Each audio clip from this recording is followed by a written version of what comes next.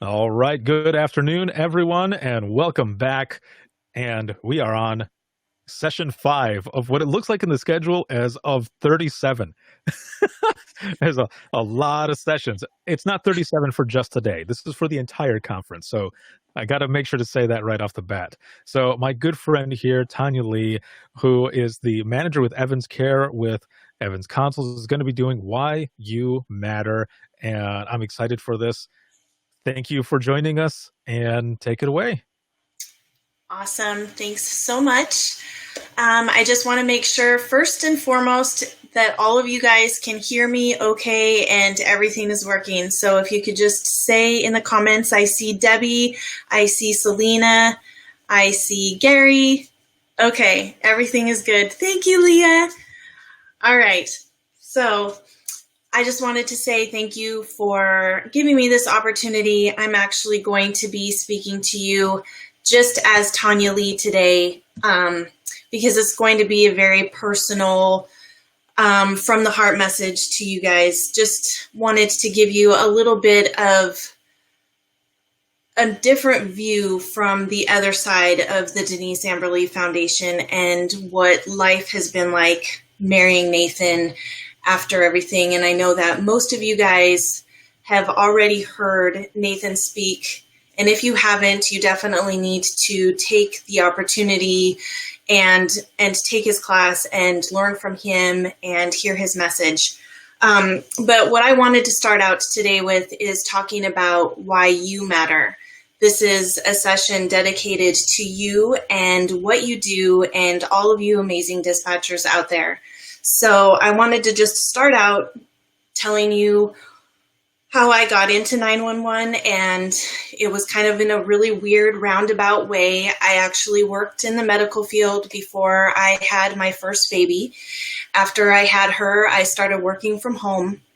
I didn't want to leave her, and then I didn't want to leave the rest of my kids after I had them either, so I started a medical transcription business and sort of roundabout got into the 911 world when I had the opportunity to start working part-time for a company, and it led me into the 911 field where I started learning more about 911. So when I first started working in 911, I had the biggest misconception that most people do, that when you call 911, they automatically know where you are and who you are and how to get help to you instantaneously. I think that most people think that. I definitely did. I thought that for sure. And so I've actually had to call 911 twice in my life, and both times were flawless. Both times were in Columbia County, so Oregon. So shout out to you guys if you're on. You guys did an amazing job both times. But when I started working in 911, I realized that that is not actually the case. And I learned a lot about the struggles that you guys face. And it gave me a huge passion for you and what you do. I actually thought about becoming a dispatcher before I had kids.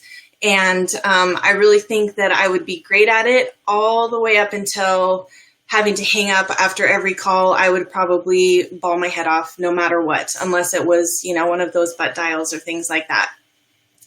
Funny story, I did teach my kids never to call 911 unless it's an emergency. And I was deathly afraid that that was going to happen. I had friends that their kids would call 911 and, say silly things like, my mom's in the bathroom. Can you help me figure out what to do for lunch? And so I made sure that my kids never did that by telling them that you get turned into the police if you call 911 and it's not an actual emergency. And I forgot that I taught them that until last year when my oldest daughter started working for the foundation, and she came to her very first conference and she realized that that is not really what happens. So props to me for teaching my kids never to call 911 unless it's an emergency. So I just wanted to share that funny story. So let's see here. Now I want to focus on you and why you got into the 911 industry. What drew you to this profession? my guess is that you wanted to help people. Dispatchers are nurturers. They're givers. They want to do what they can to help.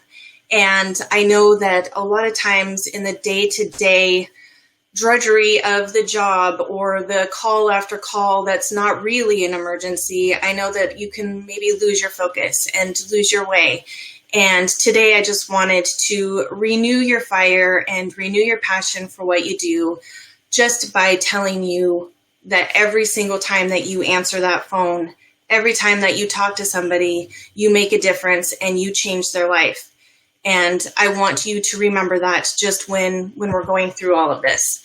So I want you to think about the ripple effect that happens each time that you pick up the call, each time that you help someone, each time that you send help to someone's way, you save someone, you help them deliver a baby.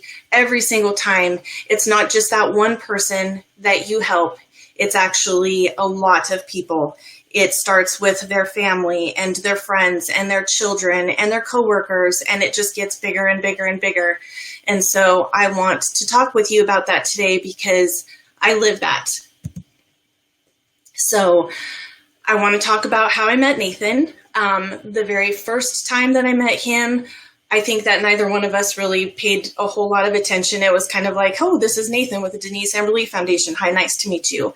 And kind of went our separate ways. It was my very first 911 conference. I was really nervous to just be there in general. I was nervous to be away from my kids. So I didn't really think anything of it. I knew about the story. I knew a little bit about what he was doing, not a lot. The very first time that I was able to hear him speak was in Portland, where I lived. And he just did a 1-hour session with a really good friend of ours, and at the time was my coworker. And he nonchalantly said, oh, you should come and take a look at my session with Nathan Lee. And so I was like, okay, I'll check it out. You know, I need to learn more about what I'm doing in this industry. So I sat in on his 1-hour session about Denise and her call and kind of the story that evolved after that. I was ugly crying and sobbing within probably the first 5 minutes because he plays the video of him identifying her ring, which is always really hard for me. Sorry. So that impacted me because after that 1-hour session, and I had to try and get myself together, we had lunch, and I just remember thinking I was really impressed with somebody who was impacted in this way, but was trying to make a big change for you and fighting to better the 911 industry. And I just remember thinking that was a really amazing thing. And I'm still amazed to it every day by what he does. I know you all are too. But I remember thinking that was really incredible. So we began to be friends. Over the next couple years, we would see each other at conferences, things like that. And then we eventually got married. And so we combined our families. That was probably the smoothest it could ever be. Our kids love each other. My kids love him. His kids love me most of the time. It's been really amazing, but it has been really difficult in times. I don't think that Nathan probably really understood the impact of what happened to him until after we got married. And one of the biggest struggles is the trauma that he experienced that he didn't realize.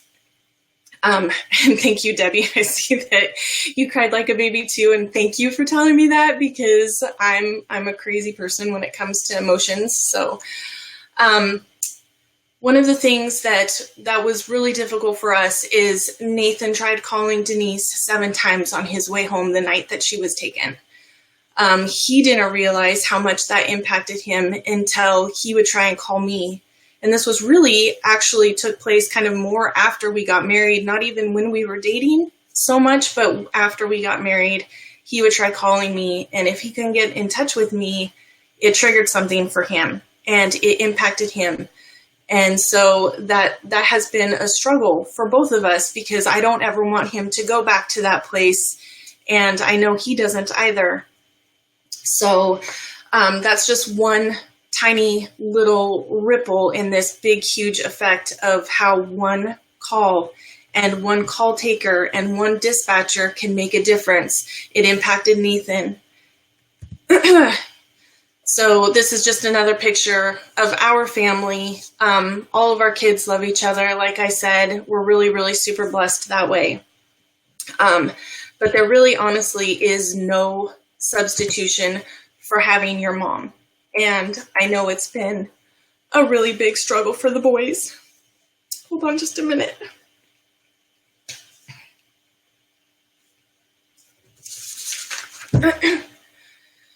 There is no substitution for having your mom be a part of your life when you're growing up. I know that it would be hard for my girls, and I definitely know that it's been hard for the boys. And as much as I try, I'm never going to be their mom, and they're always going to love her first and foremost. And it's really hard for me to see the impact that it's had on them and how difficult it has been for them. And I just want you to maybe understand how important your job is every time you're answering that phone. Because you can think about Denise, and you can think about everything that impacted her and impacted Nathan and impacted her family, but how it really impacted her boys. It's hard for me anytime that something monumental happens for the boys, like Noah starting playing football. That was a really big deal. And I remember taking this picture of him on the left. I remember taking it and thinking his mom would be so proud and she should be here. Or on the right, Adam. I actually missed his first home run. Thank goodness Nathan didn't. He was actually with him. I was in, I think, Las Vegas with one of my daughters at a volleyball tournament. But I was there for Adam with his second home run. And again, I was sitting next to Denise's mom, and his dad, or her dad, was out on the field. And I remember thinking in that moment, she should be here. She should be here to be watching her boys grow up and be a part of their life and teaching them all the things that moms need to teach their kids. And like I said, I'm super, super happy to be here. I'm super happy to be a part of their life, but I am no substitution for their mom. And I just wanted to give you a little window and a little insight to their life, because I want you to be renewed and find that fire and find that passion for what you do. When you think about Denise, I want you to think about her boys too. And every single call that you take makes a difference and makes an impact. I shouldn't be taking two little boys to the cemetery every year on Mother's Day or on Denise's birthday. That's a really hard thing for them. And I just want you to continue to remember this and remember why you do what you do. And I need to get back to my notes because I'm an emotional mess here.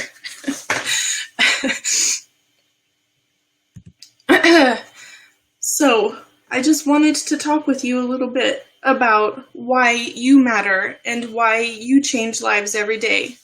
I know that you take calls that get you down. I know that the monotony of the job can weigh heavy on you. I know it's really difficult sometimes to work with difficult people, or, you know, just the struggle that you have with different personalities within your center, that type of a thing.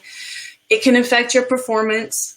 I can't imagine the emotional impact that this job has on you as a person, as a parent, as a brother, sister, friend.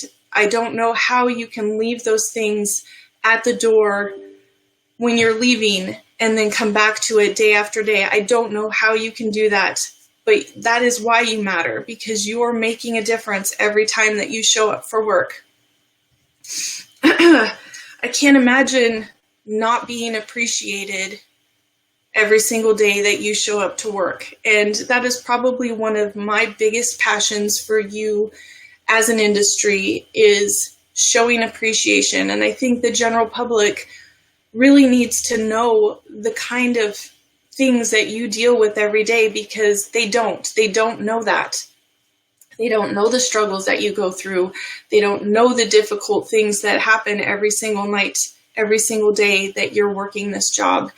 And it really saddens me to hear about your 1 or 2 stories after working in this job for 20 years of the people that did come back and say thank you, because literally that should happen every single call that you take. And I want to continue fighting for that for you, to get the appreciation that you deserve, to get the recognition that you deserve in this industry.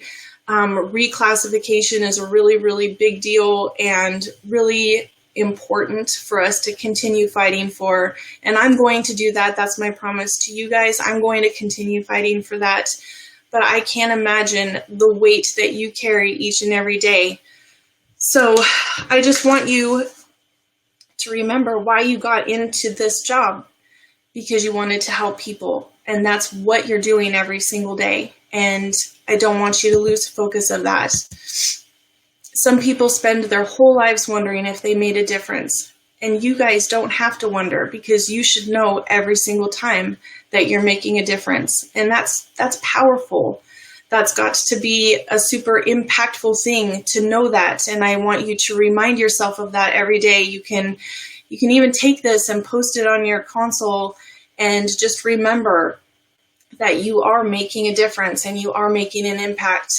You know, there's doctors and nurses and firefighters and police officers that show up to work every day, and they know that they're making a difference. They know that they can't mess up. They know that they have to be on their 100% level every single shift, and so do you. And we want to help you in this industry make sure that you have everything you need to do that. So what can you do now to ensure that that happens?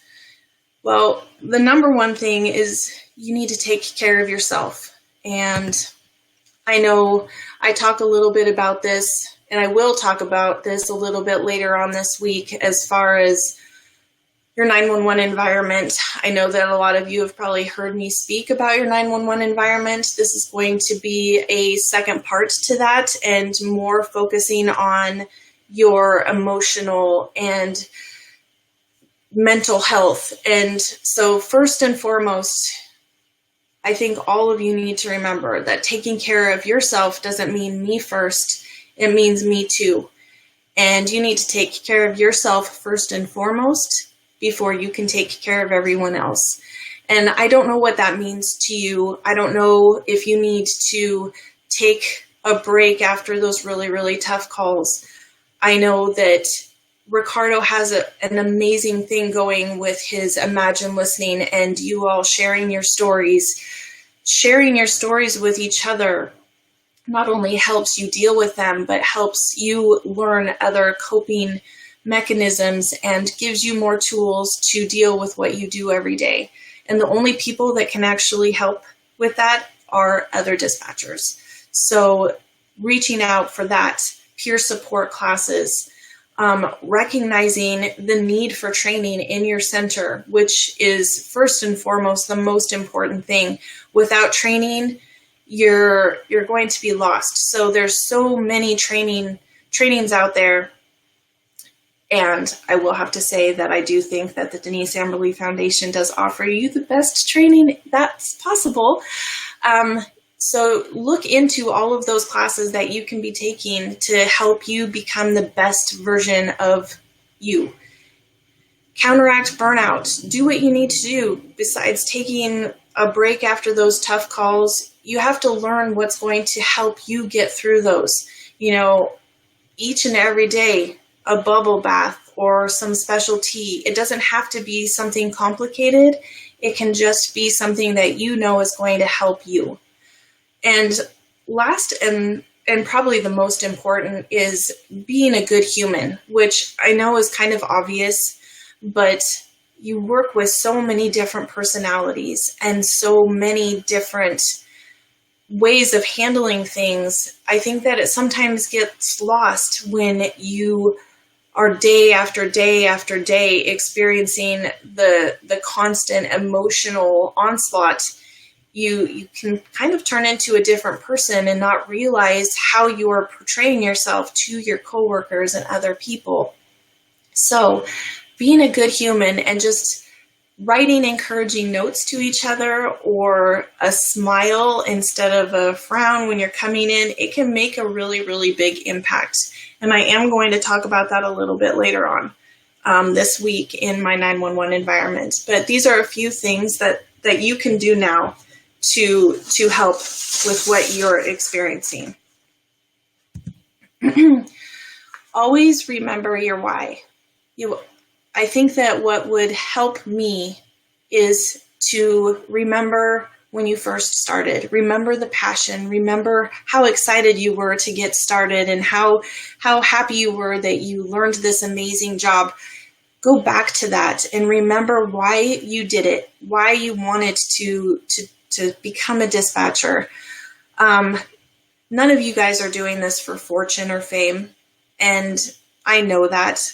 You're highly, highly underpaid. That's another thing that we need to be fighting for you. But you wanted to make a difference. You wanted to have an impact. You wanted to help people. So you need to just remember why you got started, why you're doing this, and you need to remember the impact that you're having each and every day. Remember that ripple effect.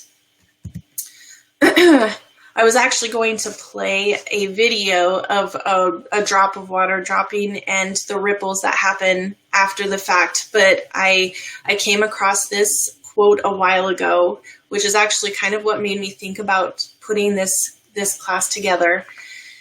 And it's really, really powerful. When you create a difference in someone's life, you not only impact their life, you impact everyone influenced by them throughout their entire lifetime. No act is ever too small. One by one, this is how to make an ocean rise. You need to think about, in Nathan's case, the impact that one call made on his life, on the boys' life, on Rick and Sue, Denise's parents, on Nathan's parents, Mark and Peggy, on their friends, on their co-workers. There were so many lives, and we literally experience it every single day almost. People come to Nathan and tell him that they knew Denise and how amazing she was, or just some tiny little piece of how her story impacted them. That's a very, very big ripple effect. So I came across a quote not too long ago.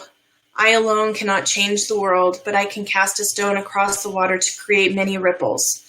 So I'm just hoping that after hearing this and you think about the ripple effect, I'm hoping that helps you remember why you do this job, remember why you're important, and just do the very best you can each and every day. If you need help, reach out and get the help that you need. Make sure you're taking care of yourself. I know it's hard, but it's so important. Nathan and I have a really, really amazing person in our life. She's not with us anymore here, but she does definitely live with us every single day in our heart. She used to tell her husband and Nathan, they trained together for quite a while, to go out and change the world. And that is what I'm leaving with you today, is you go out and change the world every time you go to work. So at the end of Nathan's class, he always hands Denise's legacy over to you and tells you to use it and to make changes that are necessary to continue Denise's legacy so that she didn't die in vain, so that she is changing 911 for the better. And so now, not only am I leaving that legacy with you, but I'm also leaving Nathan's mission with you. Nathan's mission is to help 911, to make it a better place. And I'm leaving that with you today. And I really should have probably talked a lot slower because this is supposed to be an hour, but I'm already finished. I can actually take some questions if you guys have questions. I hope that this was inspirational, and I hope that it made a difference for you. I'm I'm open to whatever you guys have that you wanted to ask me. And Ricardo, you can come back on now. I went to speak, and then I noticed right before I went to speak, it looked like it looked funny when, but because I didn't have the my mic off of mute, so I had to Oh. quickly hit the button there to toggle it. Very well done. Thank you so much for doing that. I was texting with Nathan a little bit while you were doing this, and I don't even remember what I said now, but basically, like, this is pretty deep, man. Like, I'm tearing up over here. Like, but this is good. I mean, this is the real part. This is another side that that we don't know about, that people don't really know about. There's one part of the story, but there is so much more. And as you can see also in all the comments and everything, you know very inspiring, powerful. People are digging it. There's some questions actually, that we have, not so much those that have come in. And if you do have any questions there in the comments, please, so there's the ask a question right there, just popped up right here. um we'll get to that one here in a moment. This was from Gary, who's talking about singing a few songs. But what kind of things can people do to encourage others to find their why? What was the question? What kind of things can people do to encourage others to find their why? I mean, I think that finding your why is directly connected with finding your passion. You need to find your passion, and then the why actually just automatically happens because that's why you're doing what you're doing. I think that for me, I'm really, really jealous of people like you, Ricardo, people like Nathan, who seriously change lives every single day. But I am passionate about what I do, because it is something that helps dispatchers. And I am passionate about that. And so that's why I do what I do. Perfect. So I don't know if that answered the question or not, but Another one right here is, what can people do to show others they are making a difference? um, honestly, it's simple. You just say it. You tell them when it happens. I was actually listening to, I believe, Joe Serio's message. Was he one of the speakers this morning? Hmm. Yeah. I kind of was listening and getting ready at the same time, but I really loved what he said about just something as simple as like telling somebody that their hair looks amazing. We need to tell each other when we're doing a good job. We need to be each other's advocate. We need to build each other up so showing appreciation is expressing it. You can, like I said at the very end, leaving little sticky notes for each other on a shift. Encourage each other with those. Just showing and expressing appreciation, I think, goes a really, really long way. I try and do it with the people that I work with. I know that I appreciate my crew immensely. I try and tell them that every single week. So that's how I think that we can show appreciation, is just by saying it. Now, this is one that came into the QA here. Now it says, not a question. Oh, let me hit the start answering part on here. It says, not a question, but just a comment. Tanya, I think it is such a blessing that you are in the boys and Nate's life. Their journey has been tough, but you have made a huge difference in their life. I appreciate you sharing your story with us. I needed to hear this today. Oh, thank you.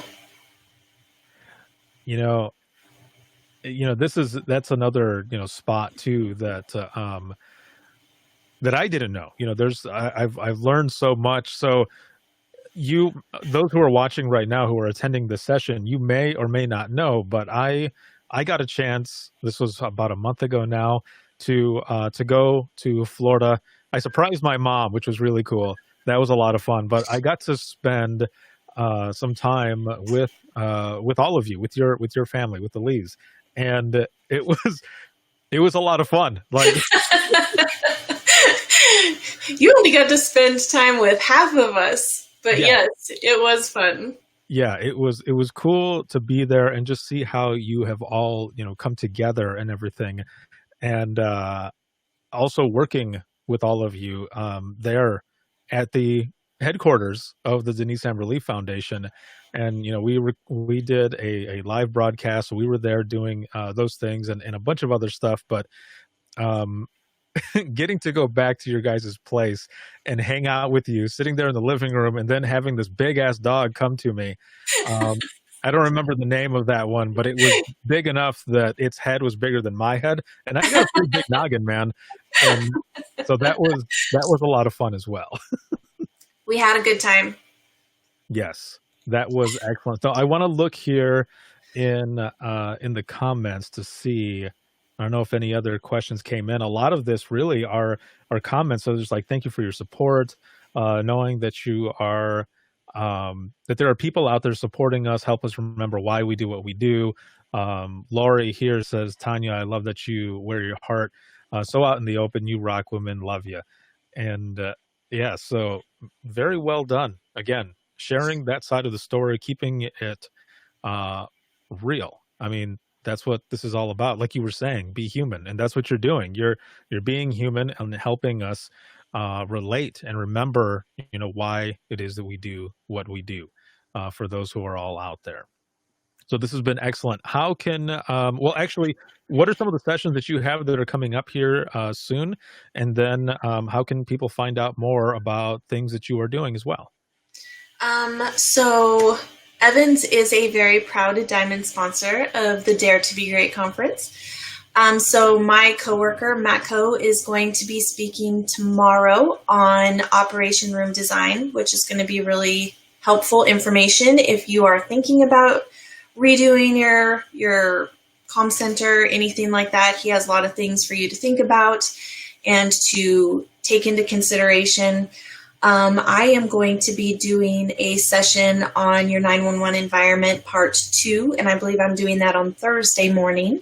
Mm-hmm. And so you'll be seeing more of me, and I'll definitely let you know how you can contact me probably in those sessions. This was more just a personal from me to all of you, just as Tanya, not as Tanya from Evans, but just as Tanya. Well, perfect. Thank you again so much, and for everyone who have joined us here in this session. And we're going to go ahead and move to the next one. We have Samantha Sturgis is coming up next, and man, the whole day already. Before we sign off here, I have to say this really quick because Halcyon actually had sent a message to me and had said, "How are you and Leah? Like, how are you guys going to do a recap on the day's events when every single session has been like so amazing?" And I've taken as much notes as I can. I know Leah is. Her and I are chatting back and forth separately on a different platform, and yeah, this is going to be a hard way to recap the entire day. I mean, huge shout out to Leah, the person behind the scenes. Thank you so much for everything you're doing. I know that you're Ricardo's right-hand man, and you're behind the special curtain where nobody sees you, but thank you for everything you're doing. Homegirl Leah, hell yeah. Yeah. And thank you for all the videos you're taking of Ricardo that you're going to show us in a little while. Oh, yeah. They're there. There's some stuff in there, yeah. Okay, good. I'm being careful this time. You already have a bunch, yeah. So it'll be good. Oh, see, and she posted right there. Oh man, they're so good. Oh, I need to see that. Okay, yeah. Good. So I'm emceeing and running my portion of the command center, and Leah is in Michigan, signed in as me as well, and she can see everything. You guys are amazing. The green room and is posting. She's the one who's doing the posting and stuff in the comments and moderating and everything. So as always, thank you very much, and for recording those videos that people are doing later on. So have a good one, everyone. And we're going to go to the next session. Tanya, thank you again so much. I appreciate it. And if I can find my cursor here. Okay, there we go.